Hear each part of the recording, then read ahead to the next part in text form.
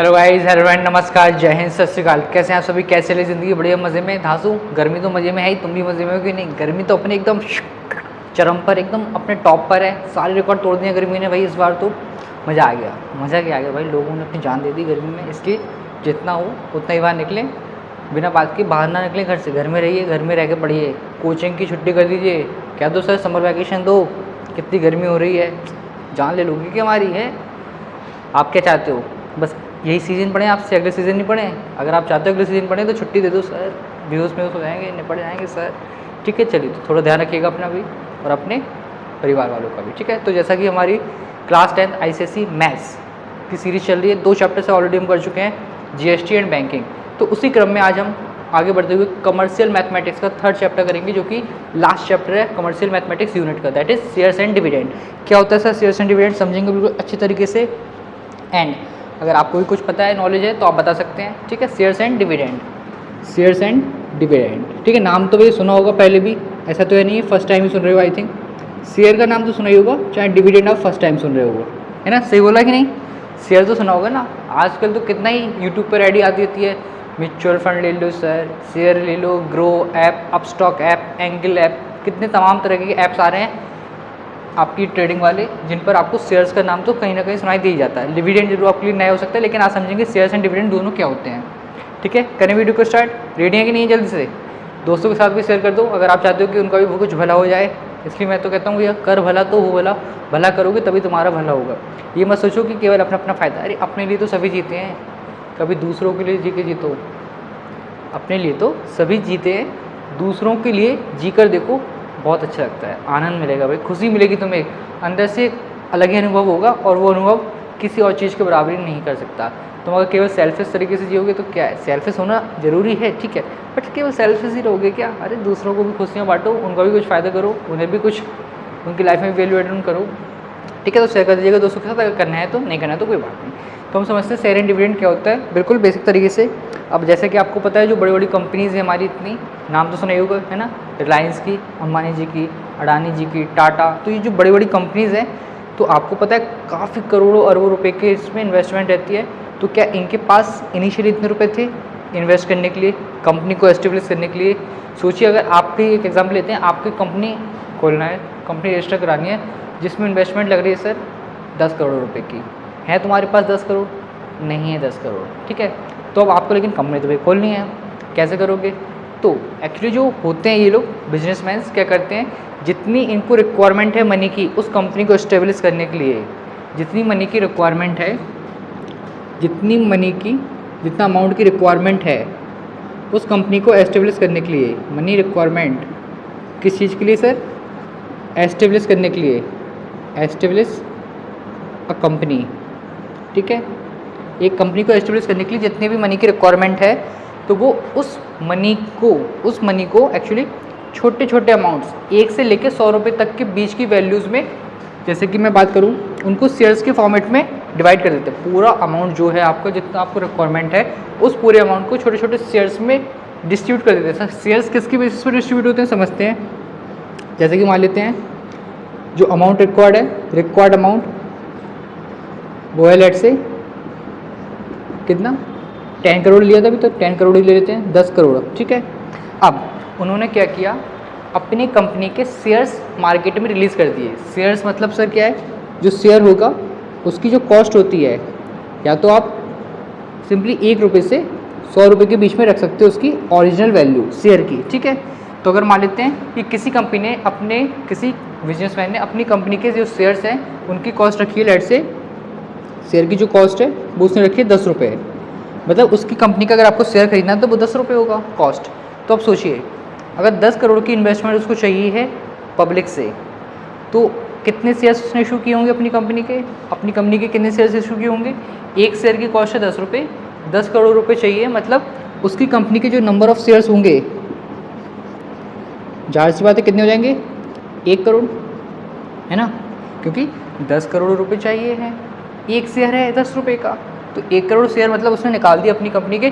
तो हर व्यक्ति अपने जैसे भी उसकी मतलब बन पाएगा, कोई 10 शेयर खरीद लेगा, कोई 20 खरीद लेगा, कोई 1000 खरीद लेगा, कोई 10,000 खरीदेगा, कोई 500 खरीद पाएगा, तो डिपेंड पर्सन टू पर्सन है। तो सब लोग सब व्यक्ति उसके शेयर खरीद सकते हैं कंपनी के, क्योंकि 10 रुपये उसकी क्या वैल्यू शेयर की। और अगर पूरे 1 करोड़ रुपये खरीदे जा चुके हैं, 1 करोड़ शेयर्स, तो वहाँ से उसको पूरा 10 करोड़ का अमाउंट मिल जाएगा, तो आपकी कंपनी बन जाएगी। फिर कंपनी वर्क करेगी और फिर उसको कुछ, या तो कंपनी ग्रो करेगी, कुछ नहीं कर पाएगी, या फिर माइनस में चली जाएगी, लॉस में चली जाएगी, वो बात नहीं कर रहे हैं। तो हम सिंपली अभी ये देखा है कि एक व्यक्ति, एक बिजनेसमैन कंपनी को कैसे एस्टेब्लिश करता है। उसको जितने अमाउंट की रिक्वायरमेंट होती है पूरा वो नहीं लगाता है, जितनी अमाउंट की रिक्वायरमेंट है उसको शेयर्स के फॉर्म में डिवाइड कर देता है। फिर शेयर्स हम और आप जैसे लोग खरीदते हैं, खरीदने के बाद उसमें मतलब कंपनी में इन्वेस्टमेंट करते हैं और हम भी उस कंपनी के शेयर पार्टनर बन जाते हैं। और कैसे, तुम्हें नहीं पता, अगर तुमने मान लेते हैं रिलायंस कंपनी के शेयर खरीदे तो तुम भी उसके पार्टनर हो, तुम्हारे पास भी कुछ राइट्स रहेंगे, लेकिन वो बहुत ही कम होंगे अगर शेयर्स कम खरीदे हैं तो, ठीक है ना। तो आप भी उसकी कंपनी के पार्टनर कहलाओगे अगर आप उस कंपनी के शेयर परचेस किए हुए हैं तो, ठीक है। तो जो कंपनी के शेयर परचेस करता है उसको कहते हैं भैया शेयर होल्डर। और share holder who purchases the shares, ठीक है। जो शेयर्स खरीदता है उसको शेयर होल्डर कहा जाता है सिंपली, ठीक है। शेयर्स होल्डर या शेयर होल्डर वटेवर, ठीक है, शेयर होल्डर, ठीक है। मतलब शेयर का मतलब यहाँ पर आपको क्लियर है ना, अपन वो सिखाते थे शेयरिंग एंड केयरिंग, शेयर करना चाहिए, शेयरिंग पार्टी होती थी। तो वही है, कंपनी ने अपना जो पूरा वो बांट दिया है, सबको अलग अलग शेयरिंग कर दिया है पूरी कंपनी के जो अमाउंट है उसको, शेयर्स। मतलब कंपनी को मीन्स एक शेयरिंग के फॉर्मेट में वो कह रहा है कि सब लोग मिलजुल के इसको एक कंपनी बनाते हैं जिसमें आप भी इन्वेस्ट करो, तुम भी इन्वेस्ट करो, तुम भी इन्वेस्ट करो, मैं भी इन्वेस्ट करूँ, तो आपका, इसलिए उसको कहते हैं शेयरिंग होल्डर, शेयर होल्डर। मतलब जो शेयर है उसको होल्ड कर लिया किसी व्यक्ति ने, तो उसको हम कहेंगे शेयर होल्डर, जिसने परचेस किए उस कंपनी के शेयर, ठीक है। शेयर होल्डर आयोग क्लियर है। और शेयर्स क्या होते हैं ये क्लियर है, 1 से लेकर 100 रुपये तक की कोई भी एक वैल्यू आप फिक्स कर सकते हो जिस पर कंपनी इशू करेगी अपने शेयर को, ठीक है। तो पूरा 10 करोड़ आ जाएगा, नंबर ऑफ शेयर आपके 1 करोड़ है। तो ये तो हो गया बेसिक बात। अब सर इससे कुछ इंपॉर्टेंट टर्म्स हैं, उनको हम समझ लेते हैं। इस टाइप से अगर आपको भी कोई कंपनी अपनी इस्टेब्लिश करनी है तो आप भी उसको पहले, लेकिन वो रजिस्टर होता है वो छोड़ो, अभी तुम केवल पढ़ लो बस। क्लास 10 में आपको एक बेसिक आइडिया है शेयर्स एंड डिविडेंड्स के बारे में कि क्या होता है, ठीक है।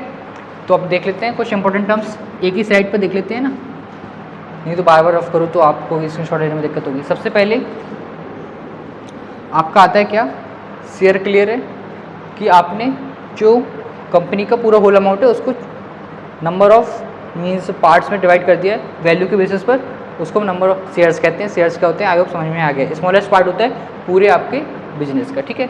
उसके बाद आती है क्या, जिस वैल्यू पर आपने शेयर इशू किए हैं, जिस वैल्यू पर आपने शेयर इशू किए हैं उसको कहते हैं नॉमिनल वैल्यू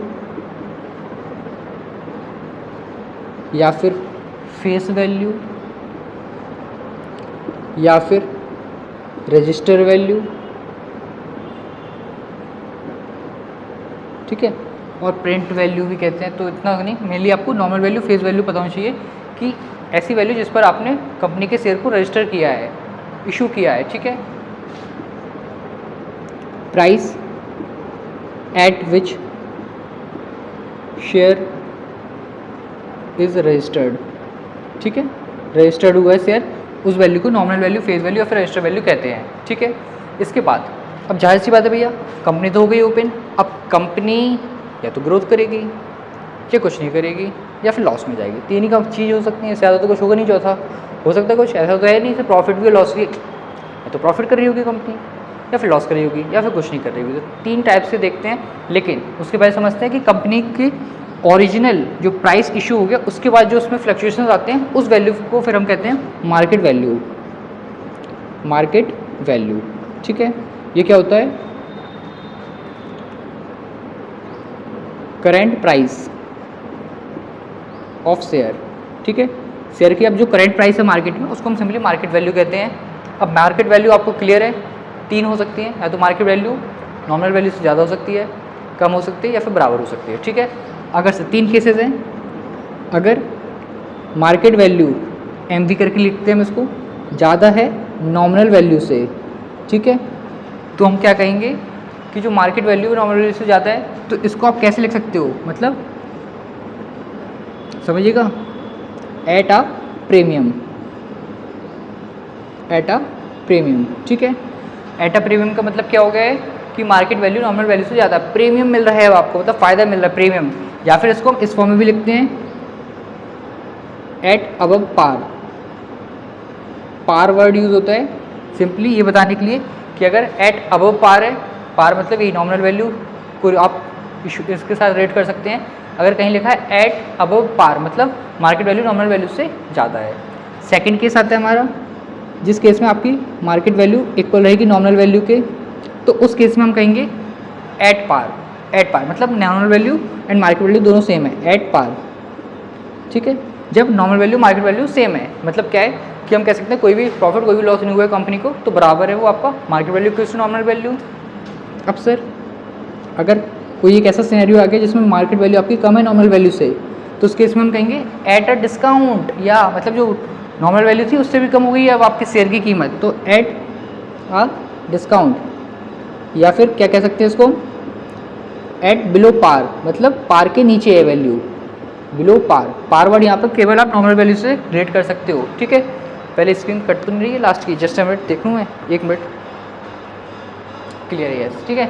तो आपको क्लियर है 3 सिनेरियोज बन सकते हैं market value and nominal value के बीच में रिलेशन, या तो मार्केट वैल्यू ज़्यादा होगी तो एट प्रीमियम या फिर एट अबव पार। अगर कहीं लिखा है कि एट अ प्रीमियम की बात हो रही है मतलब आप समझ जाएंगे कि मार्केट वैल्यू नॉमिनल वैल्यू से ज़्यादा है। मार्केट वैल्यू नॉमिनल वैल्यू को दैट मीन्स एट पार, दोनों बराबर हैं। मार्केट वैल्यू कम है नॉमिनल वैल्यू से मतलब डिस्काउंट पर मिल रहा है, या फिर बिलो पार है मतलब डिस्काउंट है कम हो गई उसकी वैल्यू, ठीक है। तो बेसिक हमने अभी मार्केट वैल्यू और नॉमिनल वैल्यू को अच्छे समझ लिया है।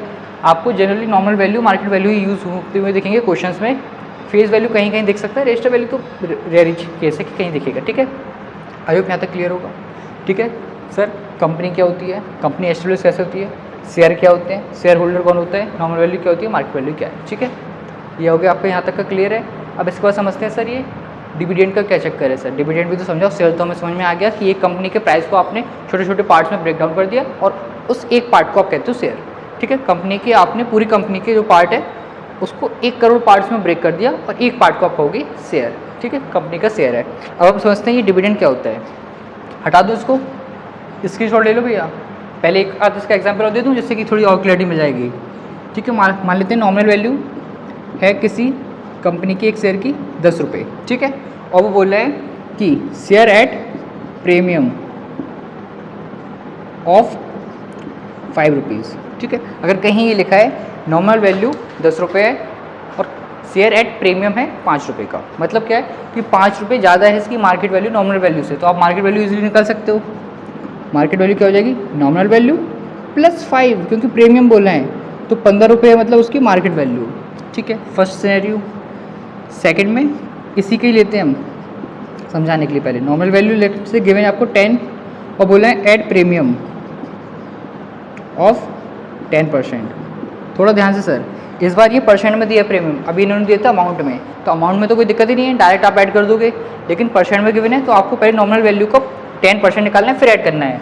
तो मतलब जो मार्केट वैल्यू होगी वो क्या होगी, 10 रुपये तो होगी प्लस 10 रुपये का 10%, क्योंकि प्रीमियम 10% है, 10% ऑफ 10 रुपीज़। ओ अबे बोलो भाई, तो सर 10 + 1 11 रुपीज़, मतलब मार्केट वैल्यू 11 रुपये।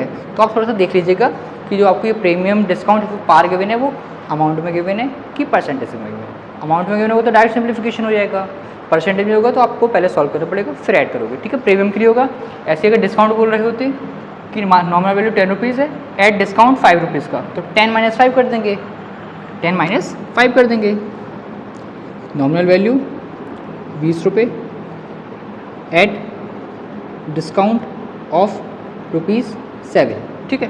तो ज़्यादा सी बात है, मार्केट वैल्यू के लिए आपको क्या करना पड़ेगा, नॉमिनल वैल्यू माइनस डिस्काउंट, तो आपके पास आ जाएगी प्रेजेंट मार्केट वैल्यू उस शेयर की 13 रुपये, मतलब 20 रुपये नॉमिनल मतलब 20 रुपये में खरीदा था और 13 रुपये में अब उसकी हो गई कि मतलब कम हो गया है। थोड़ा लॉस प्रॉफिट भी वो अभी इतना डीप भी नहीं है, केवल एक बेसिक अंडरस्टैंडिंग के लिए आपको ये चैप्टर आया है। और जो एक्चुअल में शेयर्स एंड शेयर की जो पूरी होती है कहानी वो अलग ही है थोड़ी सी, केवल आपको एक आइडिया मिल रहा है, आप अच्छे से देख लीजिए, समझ लीजिए। जब आप उसमें डीप नॉलेज देंगे तो आपको और क्लैरिटी आएगी, ठीक है। इसको हटा दूँ अब, और कहीं लिखा है कि nominal value this and share at par, या market value is at par, तो मतलब same market value and nominal value, ठीक है। चलिए मैं इसको हटा रहा हूँ जल्दी से, स्क्रीनशॉट लेना तो ले लीजिए जल्दी से, फास्ट ले ले स्क्रीनशॉट, वेरी गुड, ठीक है। अब आइए समझ लेते हैं डिविडेंड वर्ड को, और शेयर वर्ड तो हम समझ गए अच्छे से। डिविडेंड वर्ड क्या होता है, जैसे कि कंपनी हो गई ओपन, कंपनी एस्टेब्लिश हो गई, शेयर खरीद लिए सबने। अब कंपनी को अगर प्रॉफिट होगा तो जाहिर सी बात है जो उसके शेयर होल्डर्स होंगे तो उसको भी कुछ ना कुछ तो फ़ायदा होना चाहिए कि नहीं होना चाहिए, बताओ तुम। अगर आप कहीं पर पैसा इन्वेस्ट कर रहे हो तो उसको अगर फ़ायदा हो रहा है तो उसकी ड्यूटी है कि वो आपको कुछ उसका एक शेयर दे, उसको कुछ प्रॉफिट का परसेंट दे। तो उसी डिविडेंड को कहते हैं, सिंपली आपका वर्ड होता है ये प्रॉफिट। मतलब कंपनी को कुछ प्रॉफिट हुआ है और उस प्रॉफिट में से वो कुछ एक पार्ट अपने शेयर होल्डर्स को देता है, और वो शेयर होल्डर्स को देता है वो भी किस पर देता है, नॉमिनल वैल्यू पर। यस, थोड़ा सा ध्यान से समझिएगा। डिविडेंड मतलब प्रॉफिट ही होता है जो कि कंपनी को हुआ है और कंपनी ने उस प्रॉफिट में से कुछ पार्ट अपने शेयर होल्डर्स को देता है, ठीक है। प्रॉफिट भी कह सकते हैं इसमें हम। डिविडेंड वर्ड यूज़ होता है, डिविडेंड या फिर रिटर्न, ठीक है। ये तीनों वर्ड्स और साथ में एक और है इनकम, तो ये सभी एक ही चीज़ है, कुछ अलग अलग नहीं है, ठीक है। इनकम, ये चारों वर्ड्स साइनोनिमस की तरह आप यूज़ कर सकते हो। Profit, dividend, okay sir, dividend, ठीक है। रिटर्न और इनकम मतलब कंपनी को कुछ फ़ायदा हुआ तो वो कुछ एक पार्ट अपना शेयर होल्डर्स को देता है, उसको हम कहते हैं डिविडेंड। और जो उसका फिक्स होता है वो कंपनी फिक्स करती है डिविडेंड परसेंट के बेसिस पर रहेगा आपका, अमाउंट नहीं रहता है, परसेंट रहता है। 5%, 10%, 2%, 20% वो कंपनी फिक्स करेगी कितने परसेंट डिविडेंड देना है, और वो नॉमिनल वैल्यू पर कैलकुलेट होकर दिया जाता है। सर एक एग्जांपल दो, थोड़ा समझ में आएगा। मान लेते हैं एक कंपनी है जिसने अपनी इनिशियली जो शेयर की कॉस्ट रखी थी, नॉमिनल वैल्यू रखा था, वो था 50 रुपये, ठीक है। एंड कंपनी दे रही है लेट से 10% पर एनम की रेट से डिविडेंड। मतलब कंपनी कह रही है कि आप जितने भी शेयर खरीदेंगे उसके बेसिस पर आपको नॉर्मल वैल्यू पर 10% से कैलकुलेट होकर आपको डिविडेंड मिलेगा, फ़ायदा मिलेगा, ठीक है। अभी अगर हम बात कर लें एंड कितने शेयर्स खरीदे उसने, लेट से 10 शेयर्स खरीदे, केवल एग्जाम्पल के लिए बता रहा हूँ मैं तो, ठीक है। तो पहले एक ही शेयर की बात कर लें, चलो ना एक ही शेयर की कर लेते, कन्फ्यूज नहीं होना, ठीक है। एक शेयर खरीदा किसी व्यक्ति ने 50 रुपये नॉर्मल वैल्यू, डिविडेंड 10%, तो उसको डिविडेंड कितना मिलेगा शेयर होल्डर को, डिविडेंड कितना मिलेगा उसको, 10% ऑफ NV, मतलब 10/100 रुपीज़ इंटू 50, तो 2 से 2 जीरो जाएंगे। तो मतलब वो कंपनी अपने शेयर होल्डर को एक शेयर पे 5 रुपये देगी। अब उसने जितने भी शेयर खरीदेंगे उसके अकॉर्डिंग हम कैलकुलेट कर लेंगे।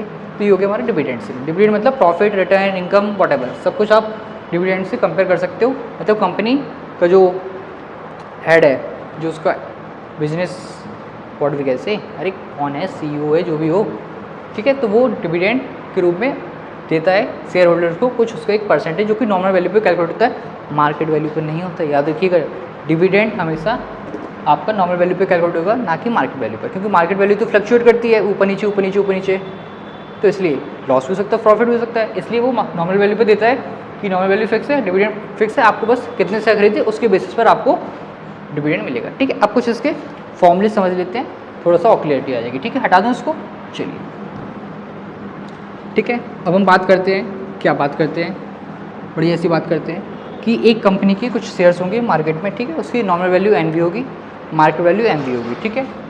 नॉमिनल वैल्यू किसी नॉमिनल वैल्यू, ठीक है, लेट से NV होगी एंड मार्केट वैल्यू MV होगी। पार मार वाला सिस्टम अभी कुछ नहीं, केवल बात कर रहे हैं अपन, तो नॉमिनल वैल्यू मार्केट वैल्यू है किसी एक शेयर की, ठीक है। अब आप उस कंपनी में आपने कितने रुपए इन्वेस्ट किया है, ये आप कैसे कैलकुलेट करोगे, जल्दी से बताओ। एक कंपनी के आपने कुछ शेयर्स खरीदे हैं, तो आपने कितने रुपए इन्वेस्टमेंट किया है, वो अगर आपको कैलकुलेट करना है तो सबसे बेसिक फॉर्मूला हमारा, सबसे सिंपल वे में आप सोच भी सकते हो, सम इन्वेस्टेड। सर ऑब्वियस सी बात है ना कि कितने शेयर्स आपने खरीदे हैं वो आएगा, number of shares what into, multiply किससे करोगे, मार्केट वैल्यू से कि नॉमिनल वैल्यू से। जाहिर सी बात है ना, नॉमिनल वैल्यू पे तो रिलीज़ हो गए शेयर, अब आप थोड़ी ना उस टाइम पे थे खरीदते समय। अब प्रेजेंट की बात हो रही है, प्रेजेंट कंपनी हो सकता है ऊपर हो नीचे कहीं भी हो, लेकिन अब जो उसकी वैल्यू एक शेयर की वो आपकी नॉमिनल वैल्यू नहीं कहलाएगी, आपकी सिंपली मार्केट वैल्यू ही होगी। तो जब भी हम शेयर खरीदते हैं मार्केट वैल्यू पर ही खरीदते हैं। तो याद रखिएगा, अगर सम इन्वेस्टेड का आता है क्वेश्चन, सम इन्वेस्टेड कितना है, तो number of shares what into market value of 1 share. I hope यहाँ तक आपको क्लियर होगा। फर्स्ट फॉर्मूला हमारा ये छोटा सा है कि आपने कितने रुपए इन्वेस्ट किए हैं, ये हम बिल्कुल अच्छी तरीके से निकाल सकते हैं कि कितने शेयर खरीदे हैं और एक शेयर की मार्केट वैल्यू क्या है, उनका मल्टीप्लाई करोगे, देन यू विल गेट कि how much amount you have invested in that company, ठीक है। सही है सर।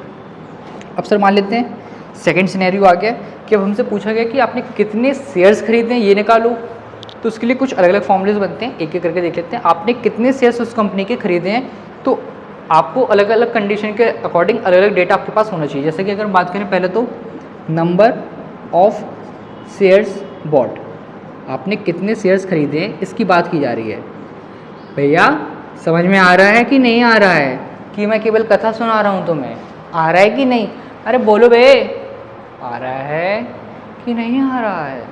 भैया भैया आ रहा है, वेरी गुड। ठीक, कितने शेयर्स खरीद रहा है तुम भी बोलते रहा करो कमेंट बॉक्स में, देखते रहते हो बस लेटे लेटे। अबे उठ के बैठो, स्ट्रेट बैठो, लेट के बैठे बैठे सो जाओगे, माइंड एक्टिव वर्क नहीं करता लेटे लेटे। इसलिए बैठिए एक पोजीशन में, मोबाइल रखिए सामने, ईयरफोन लगाओ, लगाना हो तो, नहीं लगाना तो नहीं मत लगाओ, और फिर देखो साथ में नोट्स बनाते रहो तो फ़ायदा होगा। नहीं तो बस तुम मोबाइल भी बैटरी डिस्चार्ज करो, नेट भी कंज्यूम हो रहा है, तुम्हारा टाइम भी जा रहा है, तुम्हारा पोस्चर भी गलत है, तो बॉडी को भी इफेक्ट पड़ रहा है। कितने लॉसेज हैं अगर अच्छे से नहीं कर रहे हो उसको यूटिलाइज। तो अच्छे से बैठिए, पढ़िए, नोट्स बनाइए, ठीक है। तो नंबर ऑफ शेयर्स बॉट, तो पहला तो फॉर्मूला सर यहीं से आएगा डायरेक्ट कि आपने कितना इन्वेस्ट किया है, सम इन्वेस्टेड, या फिर इन्वेस्टमेंट भी लिख सकते हो, invested sum invested upon MV of 1 share. आओ, तो यहाँ से आपका आ जाएगा सबसे पहले कि आपने कितने शेयर्स खरीदे हैं उस कंपनी के, बिल्कुल ईजी है, ठीक है।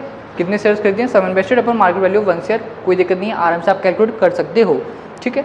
सेकंड फॉर्मूला आप कैसे सोच सकते हो, मान लेते हैं कि आपको पता है ना, अगर टोटल डिविडेंड की बात करें कि कंपनी से पूरा आपको कितना फ़ायदा हुआ है, तो ऑब्वियस सी बात है सर, जितना टोटल फ़ायदा हुआ है, एक शेयर पे जितना फ़ायदा हुआ होगा इंटू नंबर ऑफ शेयर्स, तो वहाँ से आ जाएगा टोटल फ़ायदा। तो अगर आपको निकालना है नंबर ऑफ शेयर्स कितने आपने बॉट किए हैं, परचेस किए थे, तो total dividend upon dividend on 1 share, ठीक है। मतलब क्या है कि आपको टोटल कितना फ़ायदा हुआ, total profit upon dividend on 1 share. मतलब बिल्कुल सिंपल है कि कितना फ़ायदा हो रहा है अपॉन एक शेयर पे कितना फ़ायदा हो रहा है।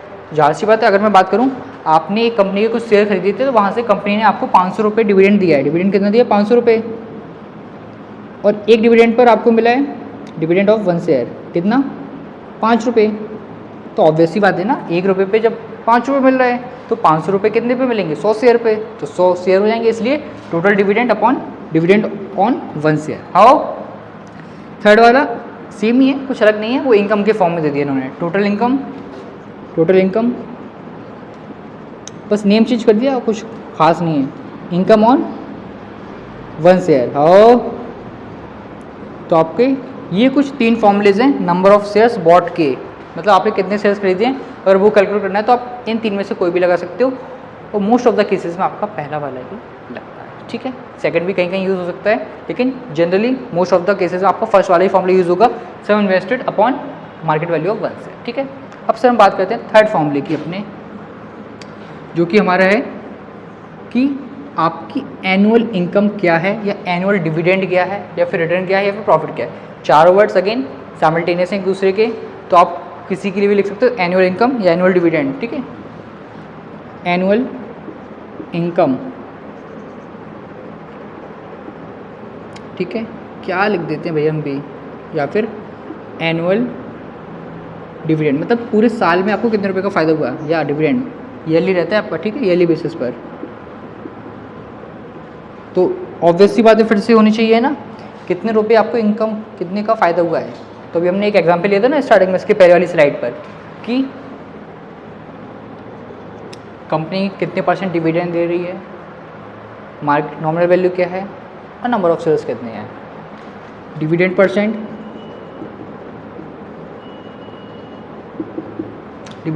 ठीक है, into number of shares into nominal value of 1 share, yes.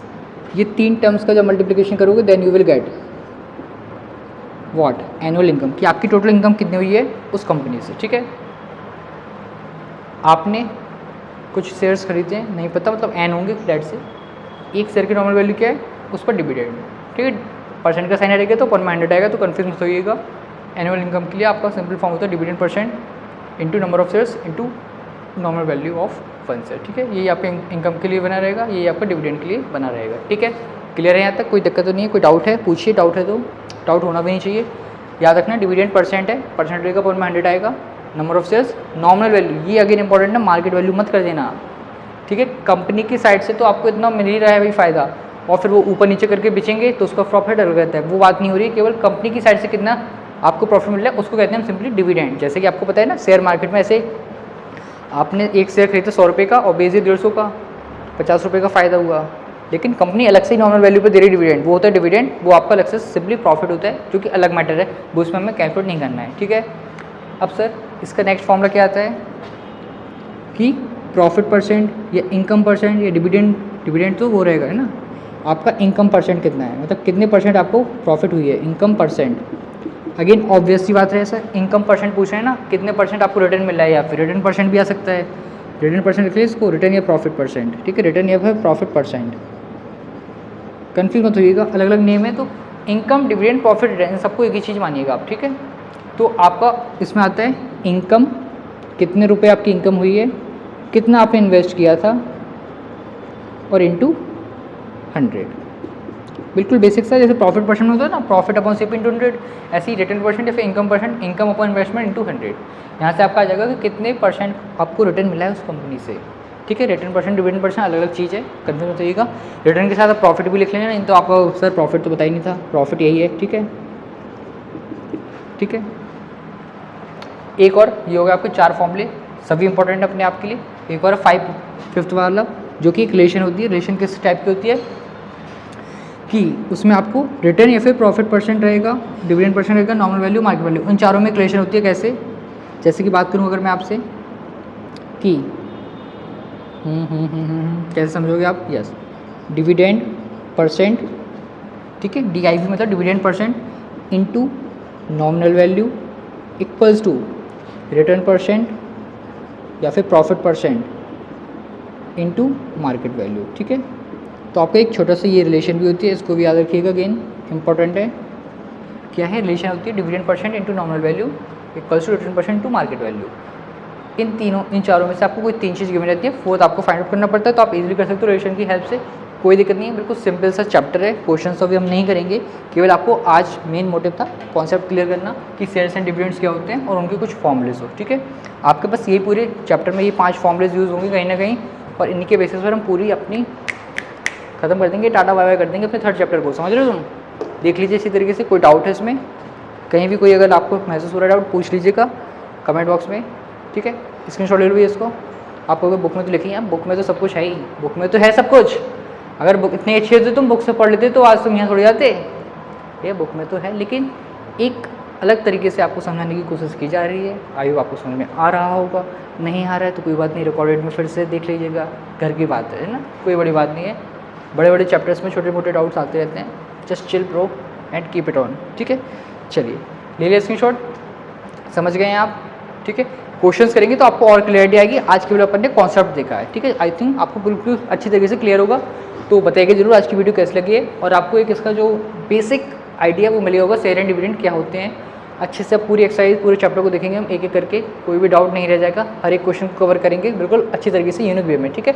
जब तक आप इसको और थोड़ा थ्योरेटिकल अगर बुक से रीड करना है तो कर लीजिएगा, और अपनी साइड से कुछ क्वेश्चन ट्राई कर सकते हैं, नहीं तो अपन नेक्स्ट वीडियो से तो क्वेश्चन फिर करेंगे। क्लियर है? आई आपको मजा होगा, और मिलते हैं नेक्स्ट वीडियो में। तब तक खुश रहें, मस्त रहें, अपनी पढ़ाई में व्यस्त रहें। थैंक यू, जय हिंद, और दोस्तों के साथ जरूर शेयर करिएगा, कर भला तो हो भला, ठीक है। मिलते हैं नेक्स्ट वीडियो में, और बताइएगा जरूर कुछ कमी लगी है या बाई चांस कुछ गलती से गलत कह दिया हो तो वो भी हम इंप्रूव कर लेंगे, अगर कुछ गलती से हो गया हो गलत, ठीक है। कह नहीं सकते क्योंकि इंसान है भैया, नो वन इज़ परफेक्ट, कोई परफेक्ट नहीं है, हो सकता है गलती हुई हो कहीं कुछ कहने में या लिखने में, वैसे तो मुझे नहीं दिख रही है, बाई चांस हो जाती है तो उसको आप करेक्ट कर लीजिएगा। ये नहीं कि एब्यूसिव लैंग्वेज यूज़ कर रहे हो, अरे क्या पढ़ा रही है, जा खुद को तो आता नहीं हमें पढ़ाएगा, नहीं सर, हम कौन होते हैं आपको पढ़ाने वाले। थोड़ा सा एक इनिशिएटिव है, आपको समझाने की कोशिश कर सकते हैं कि आई होप आपको समझ में आ गया होगा, ठीक है। मिलते हैं, थैंक यू, जय।